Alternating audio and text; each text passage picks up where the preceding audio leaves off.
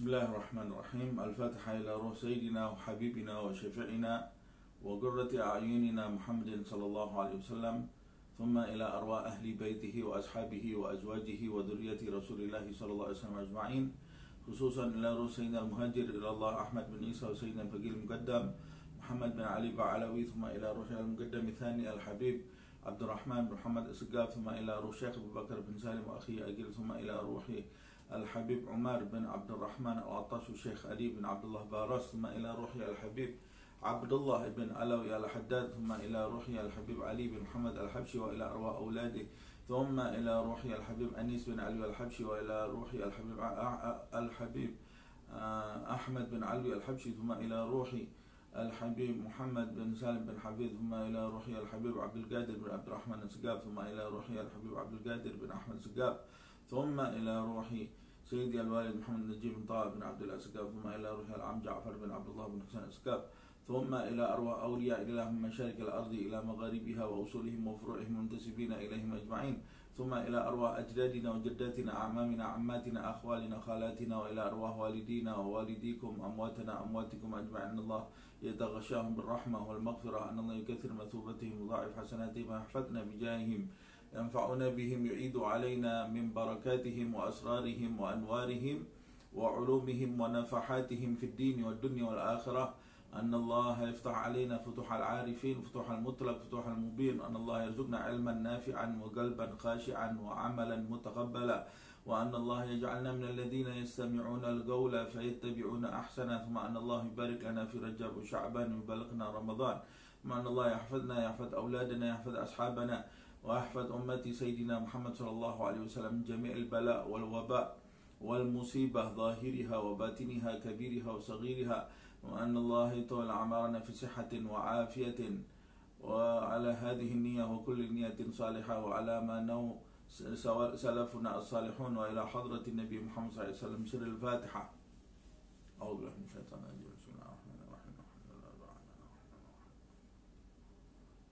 اهدنا الصراط المستقيم صراط الذين أنعمت عليهم غير المغضوب عليهم. بسم الله الرحمن الرحيم. الحمد لله رب العالمين.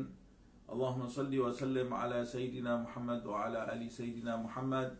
نوينا التعلم والتعليم والنفع والانتفاع والتذكر والتذكير والإفادة والاستفادة والحث على التمسك في كتاب الله وسنة رسول الله صلى الله عليه وسلم وابتغاء مرضاته وثوابه وقربه. Alhamdulillah, di setiap hari Senin ada kajian tafsir yang diadakan oleh Majelis Rauhatul Itsnain bertempat di Villa Geraha Hijau 1. Kita sudah membahas Al-Quran dari mulai surat Al-Fatihah sampai sekarang di surat An-Nisa ayat yang ke-55.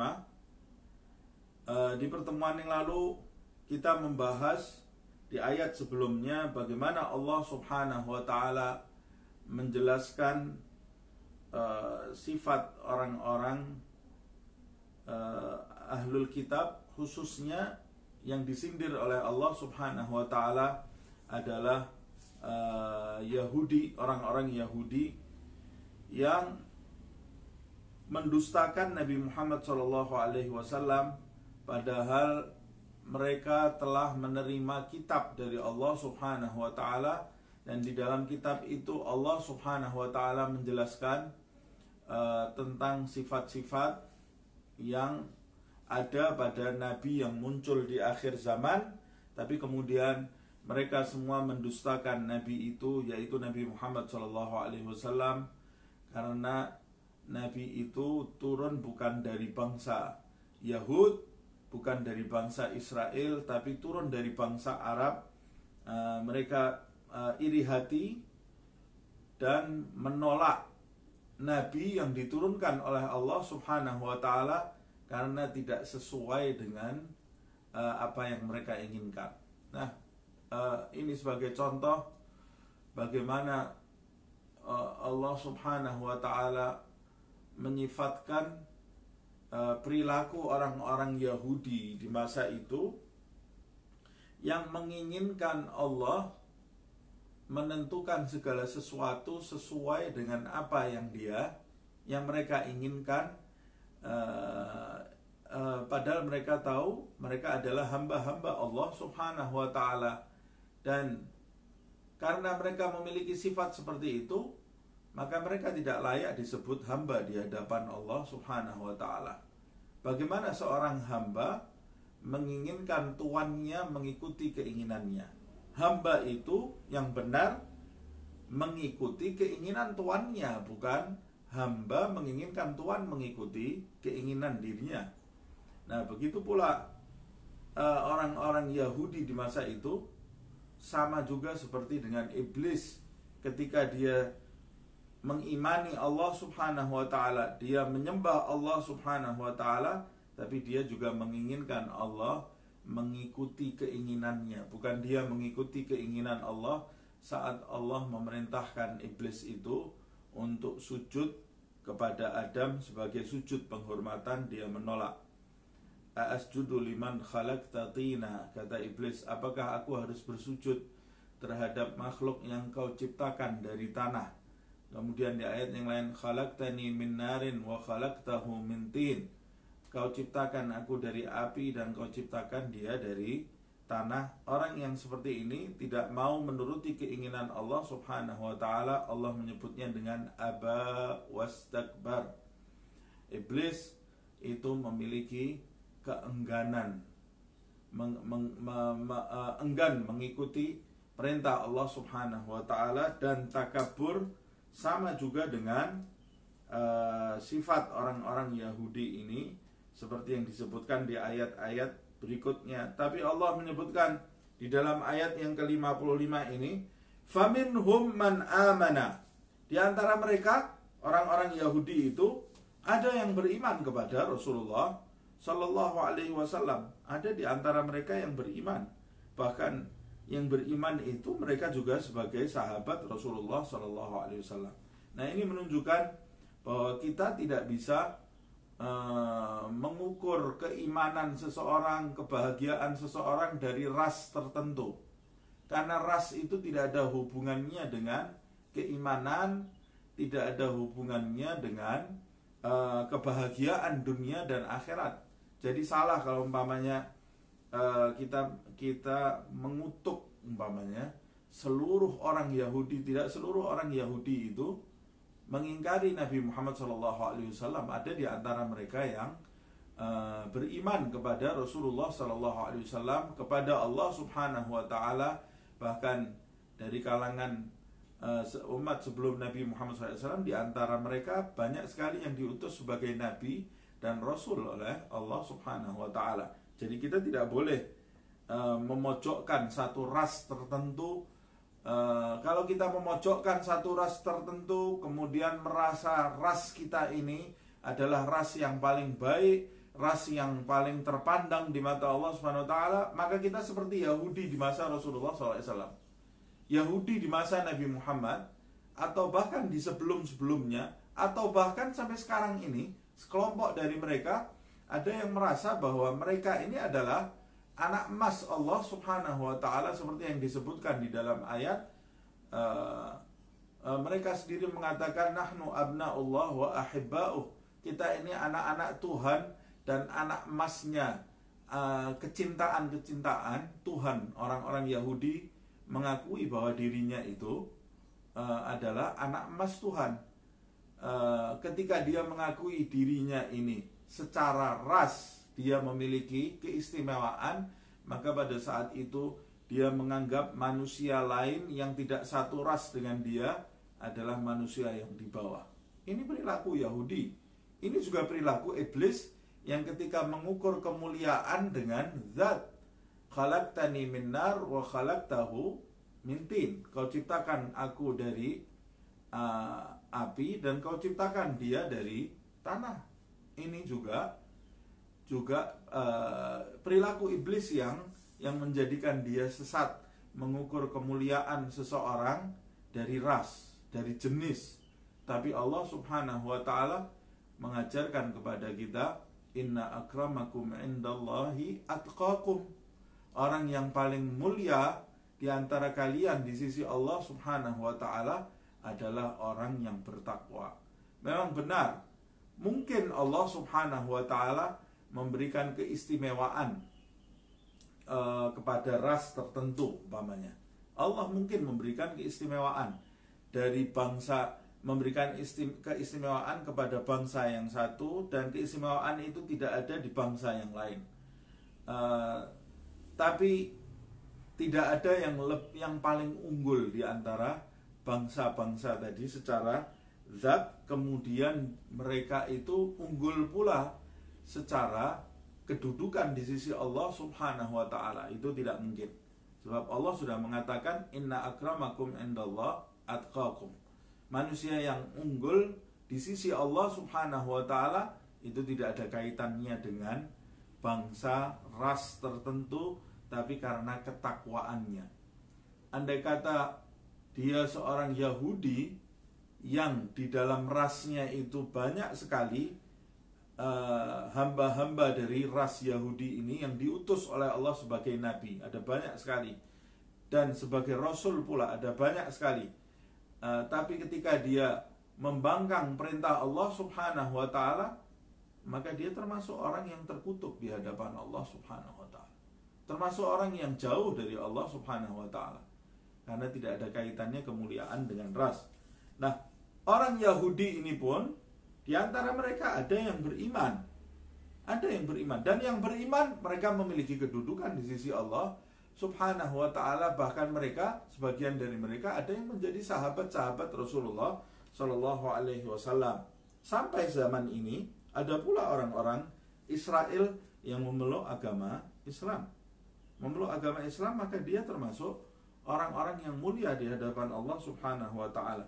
Faminhum man amana. Di antara mereka orang-orang ahlul kitab itu, khususnya orang Yahudi yang dibahas di ayat ini, man aman, ada yang beriman kepada Nabi Muhammad SAW. Man amana bihi, ada yang beriman kepada Nabi Muhammad SAW,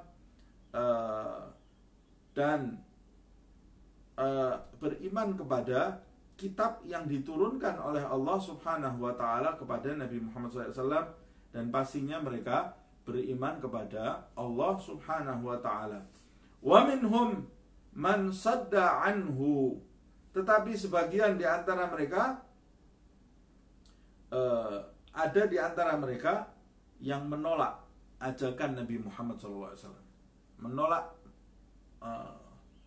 menutupi dirinya dari ajakan Nabi Muhammad SAW. Padahal ajakan Rasulullah itu tidak samar-samar. Ajakan Nabi itu gamblang dan jelas, khususnya untuk orang-orang Yahudi. Sebab mereka, orang-orang Yahudi ini bukan orang yang bodoh tentang Allah, bukan orang yang bodoh tentang kitab-kitab Allah Subhanahu wa taala. Mereka sudah memiliki pengalaman bertemu dengan Rasul-Rasul dari generasi ke generasi.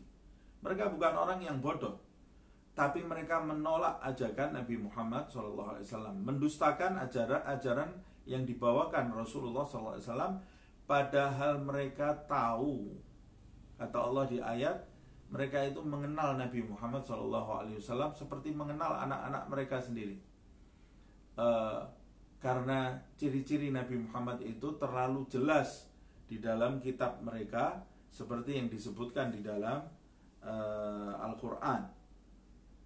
Tapi mereka menolaknya karena kesombongan yang ada di dalam diri mereka.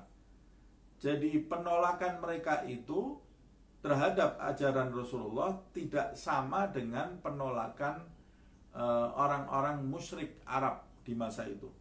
Sebab orang-orang musyrik, orang-orang Arab yang musyrik, yang menolak Nabi Muhammad SAW, mereka menolaknya karena kebodohan. Tapi orang-orang Yahudi dan orang-orang Nasrani juga, mereka menolak Nabi Muhammad SAW dengan ilmu bahwa Nabi Muhammad itu benar. Ada di dalam Injil dan ada di dalam Taurat. Itu makanya disebutkan wa kullu man bighairi ilmin ya'malu 'amaluhu mardudatun la tuqbalu. wa alimun bi ilmihi lam ya'malan mu'adzabun min qabli ubadil wathan.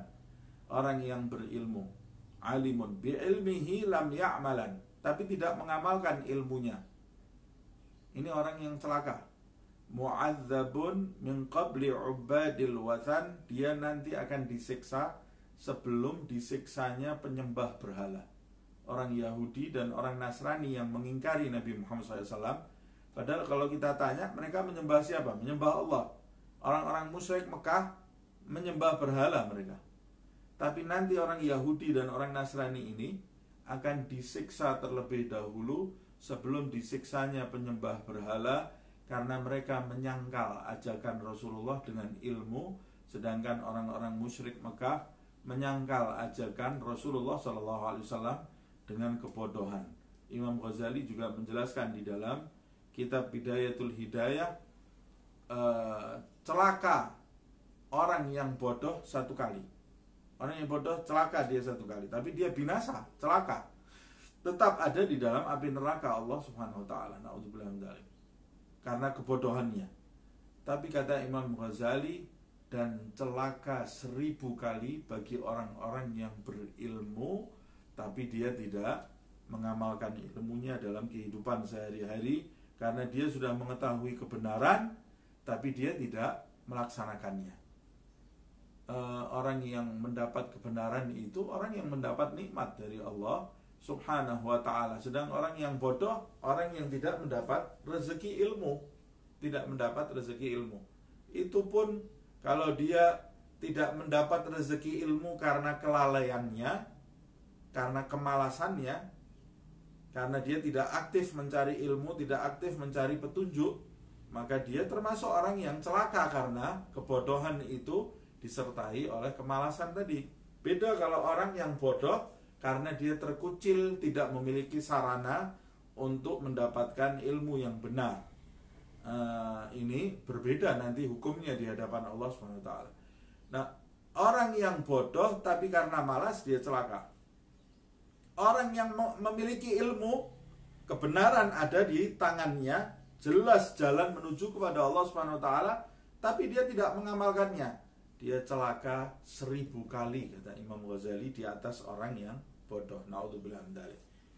Nah, di ayat ini Allah menyebutkan, wa minhum man sadda anhu wa kafa bi jahannama sa'ira, dan cukuplah jahanam, neraka jahanam itu bagi mereka semua, sa'ira, yang menyala-nyala apinya. Balasan mereka, balasan bagi mereka nanti adalah neraka jahanam yang menyala-nyala apinya. Naudzubillah min dzalik. Kemudian di ayat yang ke-56 Allah menyebutkan, innal ladzina kafaru bi ayatina saufa nuslihim nara. Dan sesungguhnya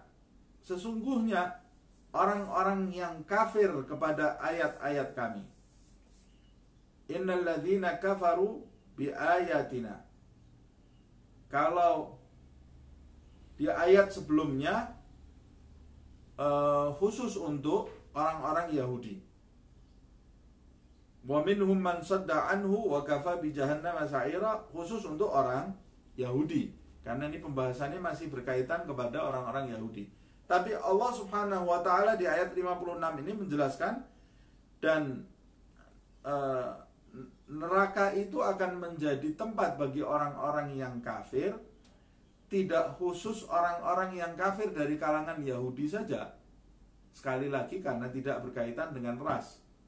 Tapi siapapun mereka, dari ras manapun, dari keturunan siapapun, dari bangsa apapun, dari kabilah manapun, kalau mereka itu kafir terhadap ayat-ayat kami, kata Allah Subhanahu wa ta'ala, innal ladzina kafaru bi ayatina, dan siapa di antara orang-orang yang kafir, maksudnya kafir di sini adalah menutup diri dari kebenaran, menolak terhadap kebenaran, menolak terhadap bukti-bukti, tanda-tanda yang diberikan oleh Allah Subhanahu wa ta'ala kepada dirinya.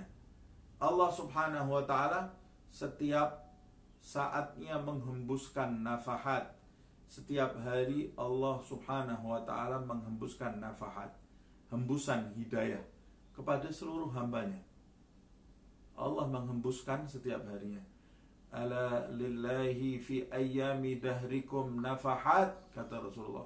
Sesungguhnya Allah subhanahu wa ta'ala dalam hari-harimu pada setahun, nafahat, memiliki hembusan-hembusan hidayah, kata Allah, kata Rasulullah sallallahu alaihi wasallam. Tapi hembusan hidayah itu tidak bisa kita dapat begitu saja. Nabi Muhammad mengatakan, ala fata'arradu laha, maka hadanglah hembusan hidayah tadi. Rasulullah memerintahkan kita untuk aktif menghadang petunjuk Allah subhanahu wa ta'ala. Kalau kita menginginkan rezeki dunia saja, kita harus aktif. Kita menginginkan ikan, kita harus menjala ikan tadi, menyediakan jala, memancingnya supaya datang, supaya kita bisa memiliki makanan tadi, ikan tadi. Kita menginginkan buah, kita harus berusaha menanam. Menginginkan beras, kita juga harus berusaha. Menginginkan uang, kita juga harus bekerja. Kalau dunia saja yang murah nilainya di sisi Allah subhanahu wa ta'ala, kita mau mendapatkannya harus bergerak. Pada umumnya manusia harus bergerak. Bagaimana dengan rezeki hidayah, petunjuk dari Allah subhanahu wa ta'ala yang mahal, tidak bisa dibandingkan dengan dunia dan seisinya. Kemudian kita mau santai. Kalau ditanya kenapa kamu tidak sholat, oh saya belum dapat hidayah dari Allah subhanahu wa ta'ala. Kenapa kamu tidak mau berpuasa Ramadan, oh saya belum mendapat petunjuk dari Allah subhanahu wa ta'ala. Kenapa kamu tidak meninggalkan perbuatan maksiat A, maksiat B, maksiat C, oh karena saya belum dapat hidayah dari Allah subhanahu wa ta'ala. Kalimatnya benar, tapi di kalimatnya itu, di dalam kalimat tadi ada kebenaran, tapi disampaikan untuk sesuatu yang salah.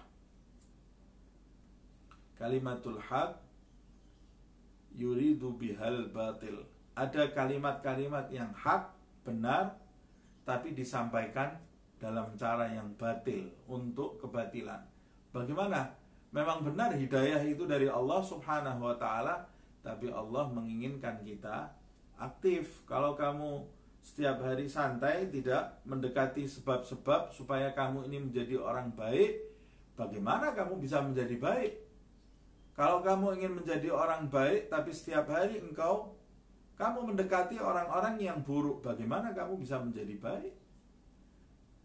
Orang yang ingin terhindar dari wabah corona umpamanya, ini sekarang ini ada wabah corona, semoga Allah mengangkat wabah ini dalam waktu dekat insya Allah. Orang yang ingin terhindar dari wabah corona, ya dia memohon kepada Allah subhanahu wa ta'ala untuk diselamatkan dari wabah corona ini. Tapi dia juga harus berusaha menghindar dari wabah ini. Kalau dia memohon kepada Allah, sekedar berdoa, sekedar tawakal, tapi dia sendiri mendatangi sebab-sebab yang menjadikan dia terkena wabah ini, jangan salahkan Allah subhanahu wa ta'ala. Karena Allah menginginkan hambanya aktif. Allah tidak suka hamba yang pasif. Sama seperti seorang badui yang kehilangan ontanya di depan masjid Rasulullah SAW. Ketika ditanya oleh Rasulullah, bagaimana ontamu bisa hilang? Ya saya biarkan onta itu di depan masjid, wahai Rasulullah. Kamu tidak mengikatnya. Saya bertawakal ya Rasulullah, saya bertawakal kepada Allah Subhanahu wa taala. Jadi onta ini saya biarkan saja. Kalau saya ikat nanti saya tidak termasuk orang yang bertawakal. Ini prinsip yang salah. Nabi kemudian mengingatkan, i'gil wa tawakkal. I'gil thumma tawakkal. Kamu ikat dulu, maksudnya ada usaha dulu. Ikat dulu, baru kamu bertawakal. Baru kamu bertawakal kepada Allah subhanahu wa ta'ala. Tapi kalau kamu tidak menghindari sebab-sebab yang merusak dirimu dan tidak mendekati sebab-sebab yang mendatangkan manfaat bagi dirimu, kamu hanya sekedar mau tawakal, itu bukan tawakal namanya, malas. Ini prinsip yang salah. Nabi Musa saja ketika dikejar oleh Fir'aun, dia dikejar oleh Fir'aun, di depannya ada lautan, di belakang ada Fir'aun. Saat yang genting,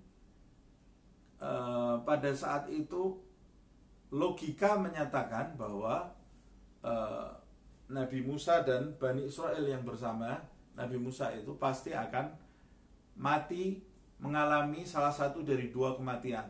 Yang pertama mati dibunuh Fir'aun dan tentaranya dengan perlengkapan penuh, mereka tidak punya perlengkapan perang sama sekali, atau mati karena masuk ke laut, karena mereka juga tidak punya persiapan untuk itu. Banyak di antara mereka juga anak-anak kecil, ada orang tua, ada orang yang lemah. Nah, tapi Allah Subhanahu wa ta'ala pasti menyelamatkan hamba-hamba yang Dia cintai. Namun pada saat Allah ingin menyelamatkan Nabi Musa, Allah masih memerintahkan Musa untuk mengetuk laut dengan tongkatnya. Apa hubungannya tongkat itu dengan terbelahnya laut? Sama sekali tidak ada hubungannya. Kalau Allah Subhanahu wa ta'ala mau, Allah itu bisa membelahkan laut langsung untuk Nabi Musa. Nabi Musa kalimullah, berbicara langsung dengan Allah. Ya Allah, belahkan laut, terbelah laut itu kalau Allah mau. Tapi Allah Subhanahu wa ta'ala menginginkan Musa itu masih tetap ikhtiar. Ikhtiar yang dimiliki Musa pada saat itu, dia sudah tidak bisa berikhtiar apa-apa lagi. Tidak punya kekuatan apa-apa lagi dia. Kekuatannya memang benar-benar hanya Allah Subhanahu wa ta'ala yang dia harapkan. Tapi Allah masih melihat Musa itu punya kekuatan. Apa kekuatannya? Masih punya tongkat, ketuk laut itu dengan tongkat. Itu akhir kekuatan Musa. Ketika Musa mengetuk laut tadi dengan tongkatnya, Allah baru membelahnya. Padahal tanpa mengetuk pun, tanpa Musa mengetukkan tongkatnya ke laut, Allah Subhanahu wa ta'ala juga bisa membelahnya. Yang berkekuatan itu bukan tongkat Musa. Kemudian ada orang zaman sekarang, andai saya bisa dapat tongkatnya Musa itu, pasti saya punya kelebihan, saya pasti punya kekuatan. Tidak ada hubungannya laut yang terbelah itu dengan tongkat Musa. Kekuatannya ada pada Tuhannya Musa, yaitu Allah Subhanahu wa ta'ala. Nah, sama seperti itu, kita di zaman ini pun, kita juga jika menginginkan sesuatu dari Allah Subhanahu wa ta'ala, kita juga harus berusaha. Apalagi lebih-lebih lagi saya katakan hidayah. Fata'arradu, harus dihadang. Bagaimana caranya menghadang? Menggunakan akal.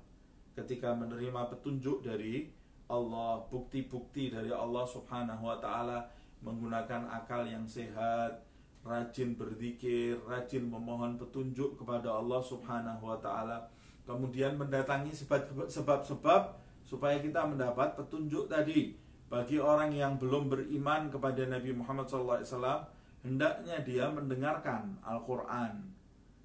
Dia mau mendengar atau dia mau melihat kelebihan Al-Quran dibanding kitab-kitab yang lain. Umpamanya Al-Quran ini satu-satunya kitab di dunia ini yang tidak pernah berubah, sedangkan kitab yang lain itu sudah berubah-ubah, dan dia otentik dengan bahasanya, bahasa Arabnya. Kemudian bukan cuma bahasa Arabnya, bahkan huruf-hurufnya tidak berubah.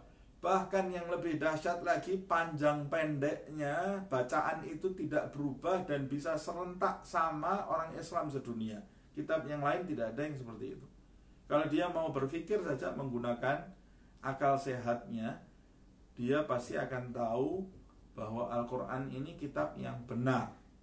Kemudian kalau dia meneliti Al-Quran dengan kepala dingin, objektif, tidak meneliti Al-Quran untuk menyudutkan Al-Quran tadi, sebab ayat Al-Quran ini bisa difahami salah juga. Tapi kalau dia menelitinya dengan benar, dengan objektif, dia akan menemukan kebenaran di dalam Al-Quran tadi. Menelitinya dengan memohon petunjuk kepada Allah Subhanahu wa ta'ala, dia pasti akan menemukan kebenaran. Bahkan kalau dia meneliti kitabnya masing-masing dengan objektif, dia pasti akan menemukan kebenaran walaupun kitabnya banyak yang diubah-ubah. Dengan itu dia pasti juga akan tahu bagaimana mungkin firman Allah Subhanahu wa ta'ala yang tidak konsisten dan lain-lainnya. Nah, saya tidak akan membahas itu, tapi saya sedang membahas ini makna kafir di sini, yaitu kafir itu orang yang menutupi kebenaran dan menutupi bukti yang datang dari Allah Subhanahu wa ta'ala, ayat-ayat Allah Subhanahu wa ta'ala. Dia bisa menutupi dirinya sendiri dan menutupi orang lain dari kebenaran, itu lebih jahat lagi. Lebih jahat lagi. Orang yang menutupi dirinya dari kebenaran, itu orang yang jahat, berbuat zalim terhadap dirinya. Lebih-lebih lagi, dia menutupi kebenaran untuk dirinya dan menutupi orang lain dari kebenaran. Dia sudah menjadi setan pada saat itu. Karena setan itu yang menghalangi jalan anak-anak Adam menuju kepada Allah. Kalau ada anak Adam yang ikut menghalangi hamba-hamba Allah mendekat kepada Allah Subhanahu wa ta'ala, maka dia ini termasuk setan yang membantu iblis yang telah berjanji di hadapan Allah, la aq'udanna siratakal mustaqim, aku akan duduk di jalanmu yang lurus wahai Allah, karena dia ingin mengalihkan anak keturunan Adam itu dari jalan yang benar. Nah, iblis ini punya tentaranya adalah setan-setan dari kalangan jin dan dari kalangan manusia. Wa ja'alna likulli nabiyyin aduwan, kata Allah, kami jadikan untuk setiap nabi itu musuh-musuh. Siapa musuh-musuhnya? Syayatinal insi wal jinni. Musuh-musuhnya adalah setan-setan jin dan setan-setan manusia dan setan-setan jin yang menghembuskan was-was ke dalam dada setiap manusia. Alladzi yuwaswisu fi sudurin nasi minal jinnati wan nas, yang menghembuskan was-was ke dalam dada manusia dari kalangan jin dan dari kalangan manusia. Nah, innal ladzina kafaru bi ayatina, orang-orang yang kafir terhadap ayat-ayat kami, kata Allah Subhanahu wa ta'ala, saufa nuslihim nara, maka kami kelak akan memasukkan mereka ke dalam api neraka. Mereka akan masuk ke dalam neraka. Bukan cuma orang Yahudi saja yang ingkar yang masuk ke dalam jahanam, tapi seluruh orang kafir akan masuk ke dalam api neraka, kata Allah Subhanahu wa ta'ala. Kullama nadijat juluduhum, setiap kulit mereka itu hangus. Jadi Allah menjelaskan bahwa mereka yang masuk ke dalam api, mereka yang dibakar pasti akan hangus. Pasti akan hangus.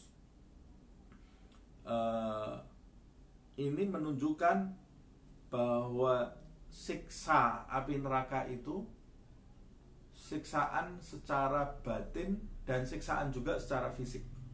Karena Allah menyebut setiap kulit mereka hangus, berarti fisik mereka juga disiksa oleh Allah Subhanahu wa ta'ala. Jadi salah kalau ada orang yang memiliki yang berpendapat bahwa nanti siksaan di api neraka itu siksaan maknawi, tidak seperti yang dijelaskan di dalam ayat. Ini ayat sudah menjelaskan bahwa siksaan itu adalah siksaan secara fisik juga, tapi siksaan yang paling berat adalah siksaan non fisik, itu siksaan batin mereka. Apa siksaan batin itu? Siksaan batinnya adalah mereka sudah terputus dari harapan kepada Allah Subhanahu wa ta'ala, Sebab Allah tidak menggubris mereka lagi. Kalau mereka berdoa, doanya tidak didengar lagi oleh Allah Subhanahu wa ta'ala. Ini siksaan yang paling pedih bagi mereka. Orang yang tidak didengar lagi doanya oleh Allah, berarti sudah tidak ada harapan lagi bagi mereka. Terusir mereka dari rahmat Allah Subhanahu wa ta'ala. Na'udzubillah min dzalik. Tapi mereka juga mengalami siksaan fisik. Nah, siksaan fisiknya itu seperti apa? Dibakar mereka. Nah, kalau dibakar berarti siksaan mereka sementara. Sebab orang ya, benda kalau dibakar kemudian hangus, ketika dia hangus dia sudah mati. Kalau dia hangus, kulitnya hangus, dia sudah tidak merasakan pedih lagi. Dan Allah menyebutkan kulit yang dibakar. Ini menunjukkan siksaan itu memang yang paling pertama kali merasakan sakit adalah kulit kita.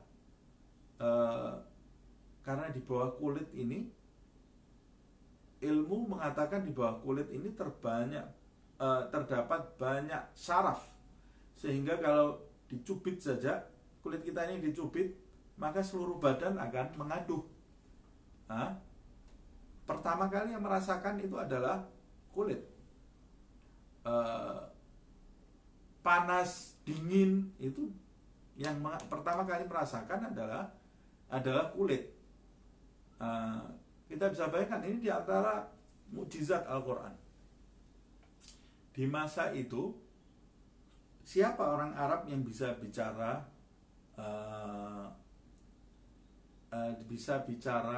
ilmu seperti ini?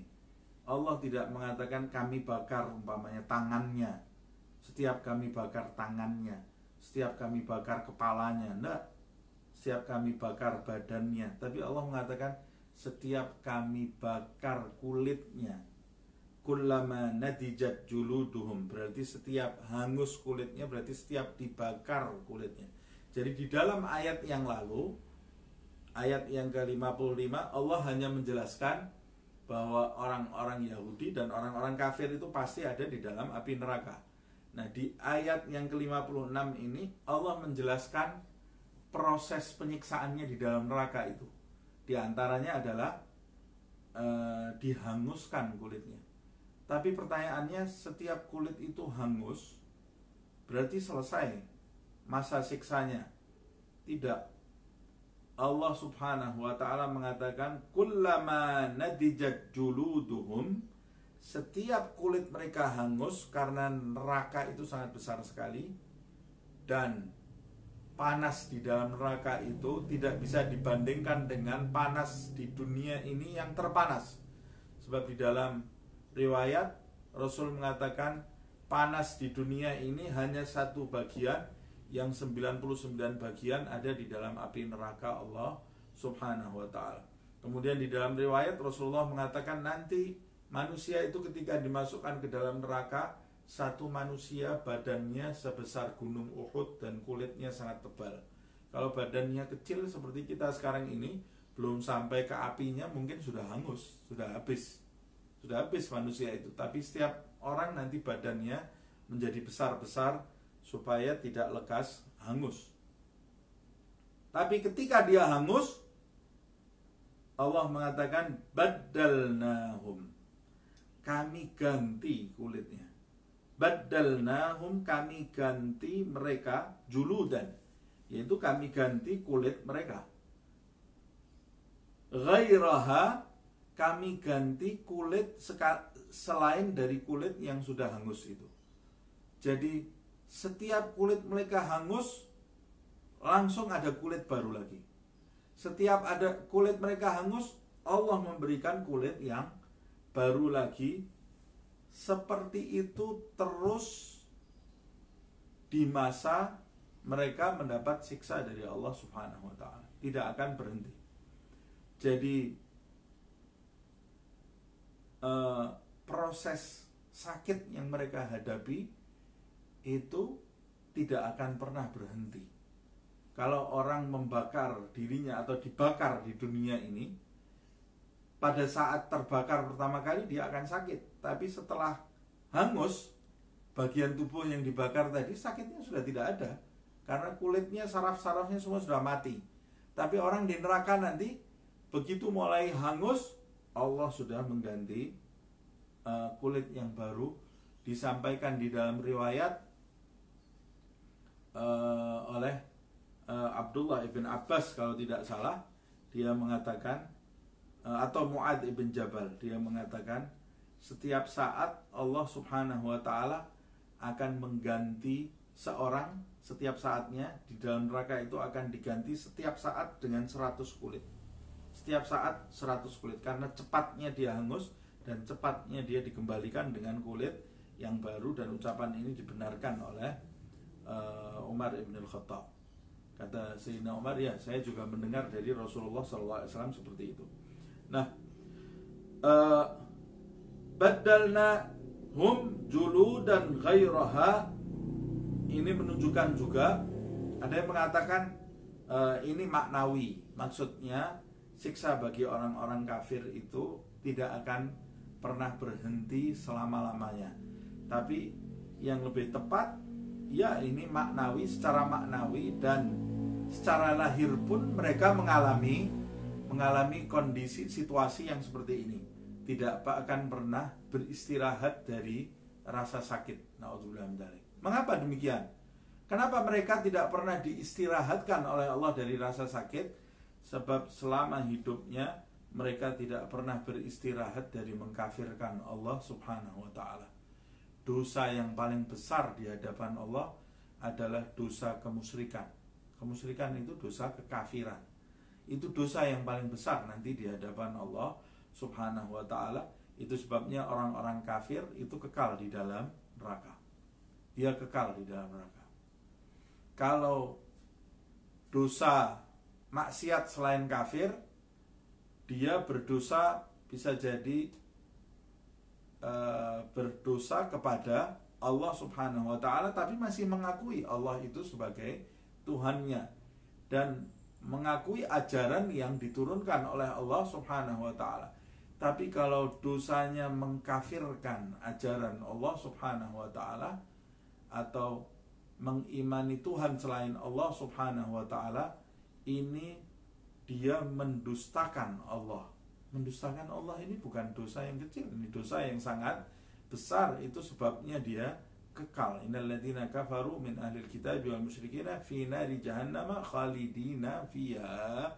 Orang-orang kafir dari ahlul kitab dan musyrik, dia di dalam neraka, khalidina fiha, dia kekal di dalamnya. Ulaika hum syarrul bariyah, mereka itulah seburuk-buruk manusia. Walaupun tampangnya ganteng dan cantik, mereka itu seburuk-buruk manusia. Nah, dia orang-orang kafir akan disiksa secara maknawi, dia itu akan disiksa selama-lamanya. Tapi secara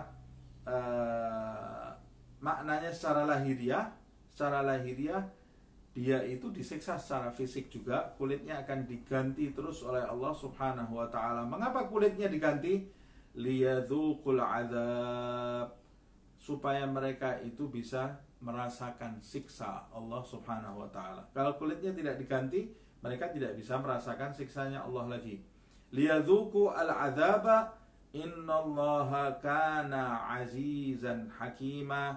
Sesungguhnya Allah subhanahu wa ta'ala adalah zat yang maha perkasa.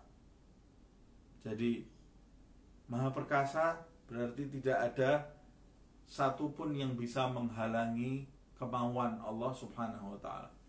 Kalau Allah menginginkan menyiksa, tidak ada satu makhluk pun yang bisa menghalanginya. Kalau Allah menginginkan mengganti kulit dengan kulit yang lain, maka tidak ada satu makhluk pun yang bisa menghalanginya. Itu pasti terjadi apa yang dikehendaki oleh Allah Subhanahu wa taala. Allah Maha Perkasa dari dulu sampai sekarang, sampai selama-lamanya. Hakimah dan Maha Bijaksana. Maha Bijaksana Allah Subhanahu wa taala menetapkan balasan bagi hamba-hambanya sesuai dengan perbuatan hamba itu ketika di dunia ini, nanti akan dibalas oleh Allah Subhanahu wa taala sesuai dengan perbuatan mereka masing-masing.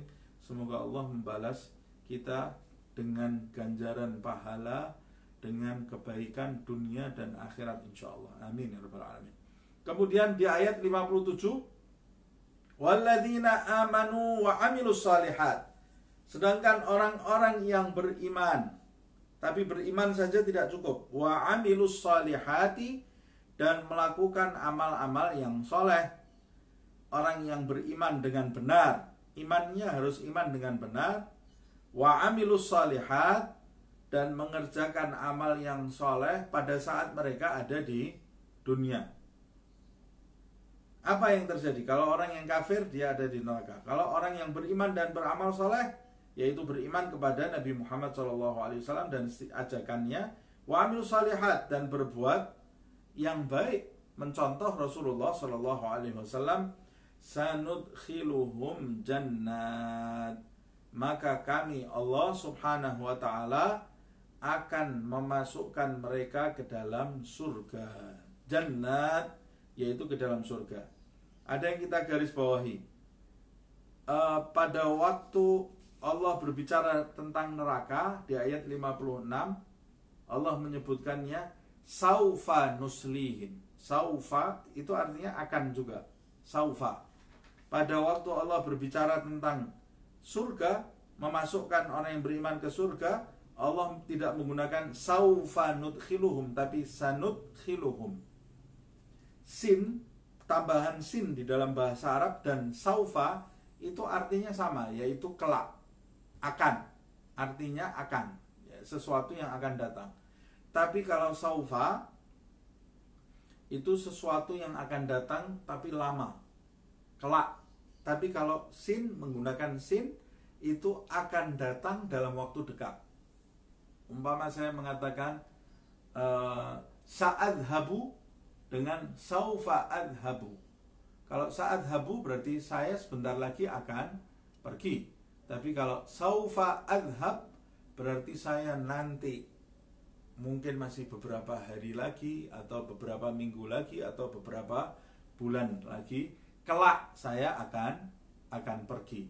Nah, dalam urusan hamba-hamba yang masuk ke dalam neraka, Allah mengatakan saufa nuslihim. Tapi hamba-hamba yang akan dimasukkan ke surga, hamba-hamba yang beriman, sanudkhiluhum. Apa ini hikmahnya? Kata ahli tafsir, hikmahnya karena pertama hikmahnya, hamba yang tidak taat kepada Allah subhanahu wa ta'ala, Allah itu masih memberikan masa tangguh, saufa. Allah seakan-akan mengatakan, kalau kamu ini mengingkariku, maka kelak aku akan menyiksa. Kata-kata kelak aku akan menyiksa itu menunjukkan Allah subhanahu wa ta'ala masih memberi masa tangguh bagi mereka untuk bertobat. Sebetulnya Allah menginginkan mereka untuk bertobat, mengulur waktu bagi mereka untuk bertobat. Dan kata saufa itu kelak, itu berarti ada makna yang tersisip bahwa mereka itu masih punya kesempatan untuk bertobat kepada Allah subhanahu wa ta'ala. Sedang untuk yang masuk surga, sanudkhiluhum, sebentar lagi kami akan memasukkan mereka.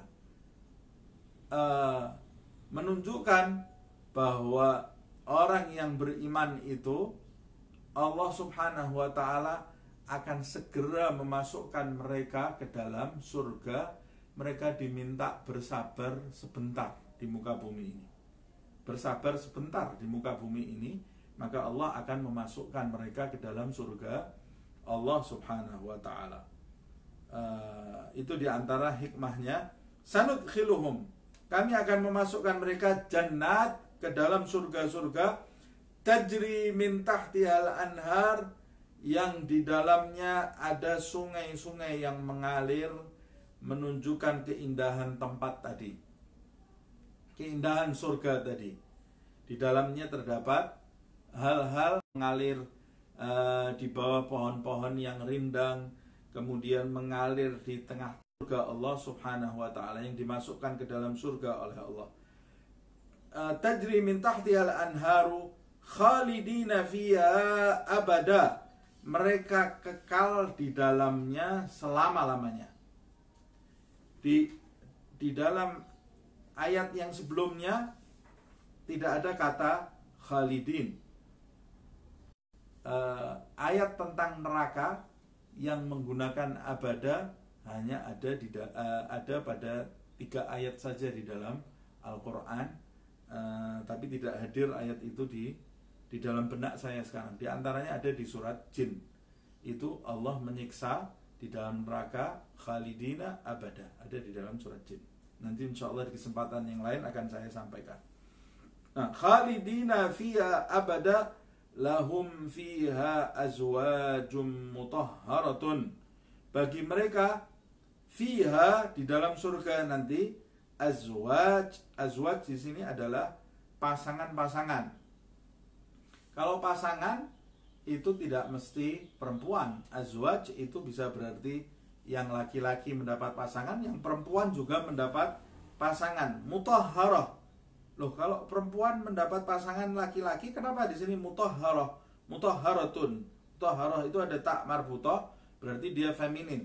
Dia feminin bukan karena perempuan, tapi karena kata jamak azwaj. Azwaj kullu jam'in mu'annath. Setiap kata yang berbentuk jamak di dalam bahasa Arab itu berarti feminin. Sifat-sifatnya juga feminin.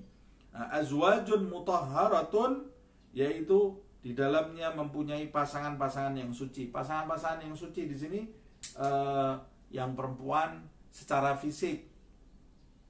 Secara fisik dia tidak haid, tidak ada kotoran yang keluar dari tubuh yang perempuan. Juga begitu pula yang laki-laki tidak mengeluarkan kotoran-kotoran, suci, bersih. Dan secara batiniah mereka juga suci. Tidak ada iri hati, tidak ada sombong, tidak ada prasangka buruk, tidak ada bangga diri, tidak ada riya, tidak ada kotoran-kotoran secara batiniah juga. Makanya Allah menyebutnya azwajum mutahharatun wa nudkhiluhum dhillan dhalila, dan kami masukkan mereka ke tempat-tempat yang teduh dan meneduhkan. Dhillan dhalila, tempat yang teduh berkesinambungan. Tempat yang teduh, dhillan dhalila, yaitu tempat yang benar-benar teduh, yang tempat tadi terus menerus dalam keadaan teduh. Ini sesuai dengan riwayat yang mengatakan bahwa nanti di surga itu tidak terlalu panas dan tidak juga dingin, tapi di surga itu tidak panas, tidak dingin, tapi teduh. Tempat yang sejuk, tapi bukan sejuk yang tidak menyenangkan, tidak pula panas yang tidak menyenangkan, tapi hawanya hawa yang sejuk, udaranya, cuacanya sejuk, sangat nikmat. Ada yang mengatakan seperti udara ketika fajar mau menyingsing, udara yang sangat sejuk seperti itu.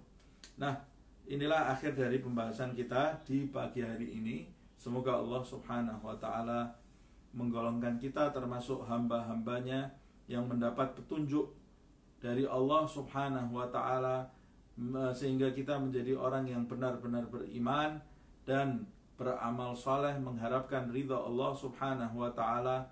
Diberikan kepada kita keberkahan di bulan Rajab, di bulan Sya'ban. Semoga Allah memasukkan kita ke bulan Ramadan dalam keadaan sehat walafiat lahir dan batin. Dijadikan bulan Ramadan yang akan kita jumpai menjadi bulan Ramadan yang paling bermanfaat, bulan Ramadan yang paling berharga seumur hidup kita.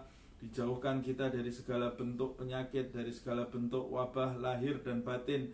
Diangkat segala penyakit, segala wabah yang ada di negeri kita ini, juga di negeri yang lain. Semoga Allah subhanahu wa ta'ala menyembuhkan yang sakit di antara kita, merahmati yang wafat di antara kita, dan semoga Allah subhanahu wa ta'ala menyelesaikan segala problematika hidup kita segera sebelum tiba bulan Ramadan, Semoga Allah subhanahu wa ta'ala memasukkan kita kelak ke dalam surganya yang mengalir di dalam surga itu sungai-sungai yang indah, kekal di dalamnya selama-lamanya, dan diberikan kepada kita pasangan-pasangan yang suci. Dan semoga Allah subhanahu wa ta'ala meletakkan kita di tempat yang dhillan dhalila, di tempat yang teduh dan berkesinambungan, bukan di tempat yang panas, bukan di tempat yang mendatangkan sakit, bukan di tempat yang mendatangkan siksa. Dijauhkan kita semua dari siksa, dari azab, dari kepedihan api neraka. Semoga Allah subhanahu wa ta'ala menjadikan pertemuan kita, majelis kita, atau kajian kita di siang hari ini menjadi saksi baik bagi kita kelak di hadapan Allah, dan menjadi sarana bagi kita untuk mendapat hidayah Allah subhanahu wa ta'ala. Amin ya rabbal alamin. Bisirril Fatihah. Ar-Rahmanir-Rahim, Maliki yaumiddin, iyyaka na'budu wa iyyaka nasta'in, ihdinas siratal mustaqim, siratal ladzina an'amta 'alaihim ghairil maghdubi 'alaihim waladdallin. Ya Rabbana i'tarafna bi annana iqtarafna wa annana asrafna على لظى أشرفنا فتب علينا توبة تغسل لكل حوبة واستر لنا العورات وآمين الروعات واغفر لوالدينا ربي ومولودينا والأهل والإخوان وسائر الخلان وكل ذي محبة أو جيرة أو صحبة والمسلمين أجمع آمين. ربي اسمع فضلا وجودا منا لا باكتساب منا بالمصطفى الرسول نحظى بكل سول بالمصطفى الرسول نحظى بكل سول بالمصطفى الرسول نحظى بكل سول صلى وسلم ربي عليه عد الحب وآله والصحب عداد طش الصحب والحمد للإله في البدء والتناهي. سبحانك اللهم وبحمدك أشهد أن لا إله إلا أنت أستغفرك وأتوب إليك. سبحان ربك رب العزة عما يصفون وسلام على المرسلين والحمد لله رب العالمين.